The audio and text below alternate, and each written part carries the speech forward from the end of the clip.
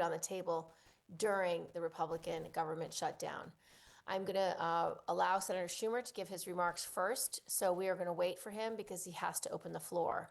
So I just wanted to open us up. And when he comes, he will give his remarks.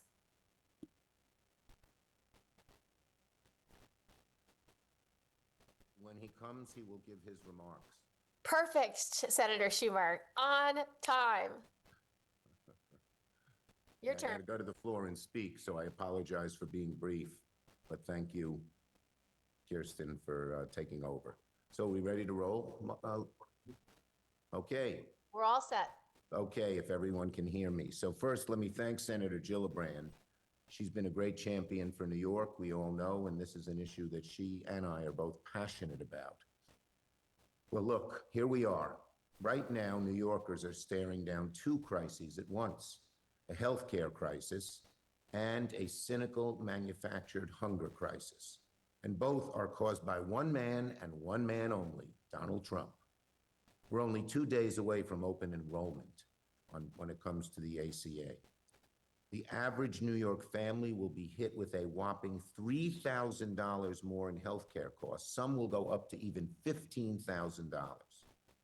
That is, how does a family that's sitting at the table tomorrow night, Friday night, and figuring out how to pay the bills for a week handle this? They're going to have a hole in the pit of their stomach, saying, what am I going to do? I can't afford health care for my children, for my loved one.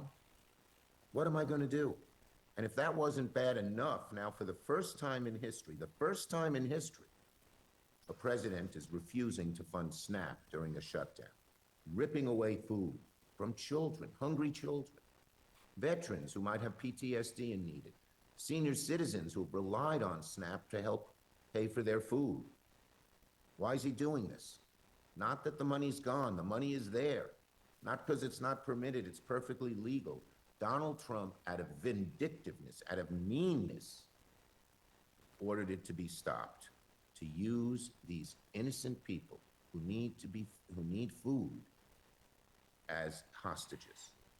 It's gross. 42 million Americans, 3 million in New York. That's more than 10%, that's 15% of our population, rely on SNAP every month to afford groceries and feed their families. And Trump can fix this with the snap of a finger, with the flick of a pen. His U.S. Department of Agriculture was already ready to come in and provide the money. It's there. And he told them no in a cynical and really vicious move to use these folks as hostages. So that's why Senator Gillibrand and I are united, along with the rest of the Senate Democrats, to say that this cannot happen. We've just introduced a bill to stop this Trump-manufactured crisis and keep food flowing to American families. It will keep SNAP and WIC funded. And we're demanding that Trump and the Republicans put the bill on the floor for a full vote. It'll pass. It'll pass in a minute. And, you know, it's so cynical of Trump. Republican leadership knows that if this came for a full vote, or if they brought up Senator Hawley's bill, he's a conservative Republican from Missouri, but he has put in a bill to restore SNAP as well. I'm a co-sponsor of it. I think you are too, Kirsten. And they're refusing to even put the Republican bill on the floor because they're upsetting Trump. No president has ever stopped these funds from flowing in a shutdown. No one has been that cynical. Even Trump, during his first presidency, when there was a shutdown, continued to put money in for SNAP to feed hungry people. Just a few weeks ago, Trump's own Department of Agriculture confirmed it has the emergency funds to keep SNAP flowing. And then last Friday, he ordered them to delete the plan and refuse the money. No reason, no explanation, just pure cruelty and cynical, nasty political manipulation. You know what Trump is doing instead of addressing this crisis? He's overseas. He was dancing on the tarmac in Asia. He's building a ballroom. He's bailing out Argentina for $40 billion. Listen to that. Argentina's getting $40 billion because it's Trump's crony magna friend he wants, and he doesn't have money to feed hungry Americans. So much for America first. This is America and its people last. If Donald Trump can give $40 billion to Argentina, he can certainly ensure funding for American families, seniors, veterans. And what about just a family where there's one breadwinner or two and they both lost their jobs, or there's one and one has lost his or her job? What do? They've relied on SNAP to feed the family over a bad moment. So this is just awful. It shows that Donald Trump is a nasty politician and a cold-hearted man, just caring about himself.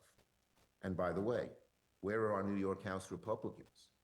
The six House Republicans, or seven,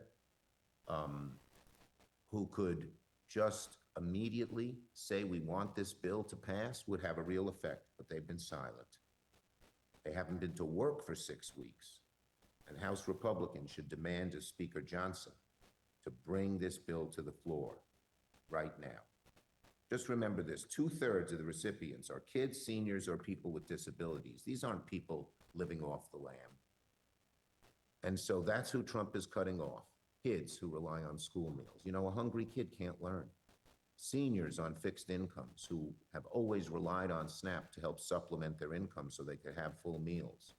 Veterans trying to get by, they might have PTSD. Families trying to get the groceries. It's vindictive, it's heartless. Let's be clear, Trump's been a crusade against SNAP all year. Republicans slash SNAP in their so-called big ugly bill. They call it big beautiful, we don't think it's beautiful at all to pay for tax breaks for billionaires. They cut $200 billion. And now they're doubling down using this shutdown as an excuse, because they have the money right now to devastate families and leave kids hungry. It's an avoidable crisis, and our Republicans in the House and in the Senate are too scared to stand up to Trump, even though they know how wrong he is. We Democrats are ready to keep the funding flowing and vote to make sure SNAP does not run out. We're ready to address the healthcare crisis and fund the government in a bipartisan way, as it's always been done. So Republicans need to stop cowering to Trump and do what's right so families don't go hungry, and vote to fund SNAP before it's too late. If they don't, they will shoulder the burden of Trump's cruelty to New Yorkers and to the American people. So now I got to run to the floor and speak about this issue, but I have the great Senator Gillibrand to speak after me and answer your questions. Thank you, everybody, for getting on the Zoom. Thank you, Senator Schumer. We're really grateful for your leadership, and thank you for really just coming out so strong in support of our SNAP benefits. It makes a huge difference. Thank you, Kirsten. Well, good morning, everybody. As Senator Schumer has really laid out quite effectively, we've reached a critical moment for working families. The government has been shut down for almost a month, and Republicans in Congress are still refusing to work with Democrats to stop the looming healthcare premium increases.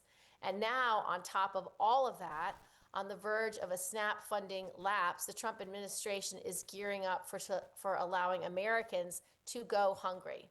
SNAP is the largest anti-hunger program in the United States, helping about 1 in 8 Americans put food on their table. It's a lifeline for nearly 3 million New Yorkers, the majority of whom are children, working people, seniors, veterans, and people with disabilities. However, because of the Republican shutdown, the typical federal dollars that are needed to fund SNAP have not been distributed for the month of November. And despite having billions of dollars in emergency funding ready and available to pay for SNAP, the Trump administration is refusing to use those resources. This is not the first time that Republicans have attacked SNAP. Earlier this year, President Trump's big, beautiful betrayal slashed about $186 billion from the program. President Trump and Republicans have been looking for an excuse to cut the program further, and they're trying to use the shutdown to do just that. Make no mistake, the Trump administration is trying to score political points by inflicting maximum pain on the very people they are supposed to be protecting. But for families already stretched thin, this decision is more than political. It's a matter of survival. One New Yorker named Anne Marie told me that she feels like, quote, being held hostage by her own government, end of quote. Anne Marie is a disabled senior who relies on programs like SNAP and subsidized housing to make ends meet. She told me that even with a full SNAP benefit, she barely squeaks by on a tiny budget. If her SNAP benefits are cut, she'll be one of the many New Yorkers forced to depend on local food pantries for her next meal. And as our food pantries struggle to keep up with increasing demand from the influx of SNAP beneficiaries, they'll have fewer and fewer resources to help. In the richest country on the planet, this is an absolute failure. That's why I'm demanding the Trump administration put Americans first and fully fund the SNAP program. I'm joining my Democratic colleagues in supporting the Keep SNAP and WIC Funded Act of 2025, which would make sure that SNAP benefits continue uninterrupted through this Republican shutdown. The legislation also requires that the federal government reimburse states for covering food aid during a shutdown. I also joined Senator Schumer and 44 other senators in a letter demanding that the Trump administration immediately release the billions of dollars at their disposal to fund SNAP. Making sure New Yorkers can put food on the table is one of my top priorities, and I will keep fighting to make sure SNAP benefits remain available to those who need them. I'm also committed to negotiating a bipartisan deal to combat the impending health care cost increases and end this government shutdown. House Republicans haven't shown up to do their jobs in over 40 days, and my Republican colleagues in the Senate are completely unwilling to work on a bipartisan basis as well. Democrats remain ready to negotiate. We just need Republicans to stop playing games and join us at the negotiating table. Thank you for joining, and I'm happy to take questions.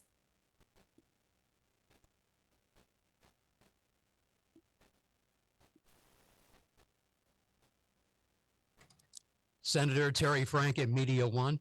Go ahead, Terry.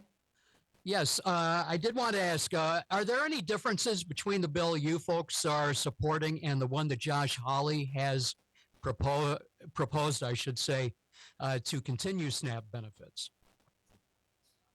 Say again. Ours does.